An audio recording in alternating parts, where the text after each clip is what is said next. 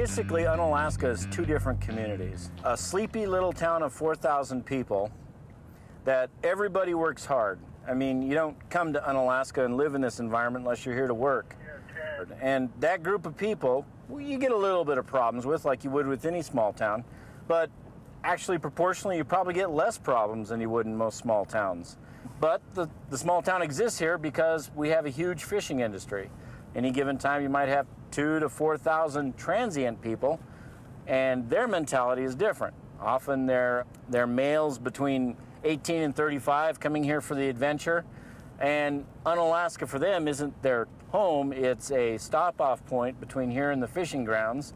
It's the place where they can get a beer after they get off the fishing grounds, a place where they can get a beer before they leave for the fishing grounds, and kind of match mano-a-mano type contests against each other. You know, my boat's better than your boat, my fishery's better than your fishery. I don't know how many fights I've broken up between crabbers and longliners because they're trying to show you know, who's the better man. And I'm sure if you get a longliner, they think they're the better man, and a crabber, they think they're the better man. Or, you know, oh, you're just a processor.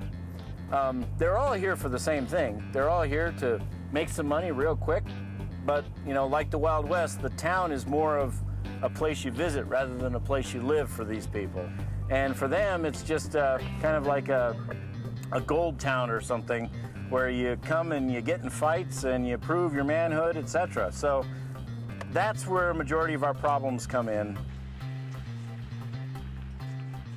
On a typical day, it can range from 4 to 5 calls if it's a real slow, like in December when most of the fisheries are closed down, to 20, even more than 20 on a busy day when the fisheries are full going and boats are in and the bars are open and it's a Saturday night.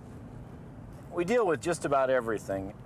On an average shift, you might do a warrant arrest, you might deal with a drunk disturbance, you might go deal with a dog complaint about a barking dog or a dog loose in the roadway, and then next thing you know, you're dealing with a accident with people injured and a drunk driver and a van in the water. So it just varies quite a bit from shift to shift. I mean, you can have very slow shifts where little to nothing happens, and then you can have a shift where, you know, one event like hurricane force winds and a van going into the water here and disappearing beneath the waves can tie up 3 or 4 officers for hours trying to figure out where the van is, recover the van, assess whether the driver's intoxicated, etc., etc. I do serve and keep the community safe.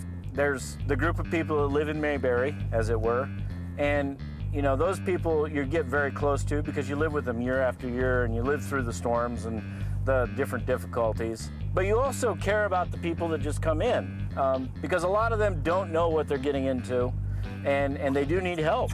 And it's a great combination in that you get to deal with both groups of people, and you just don't have the problems that you have in down south that experienced in other towns I've lived in.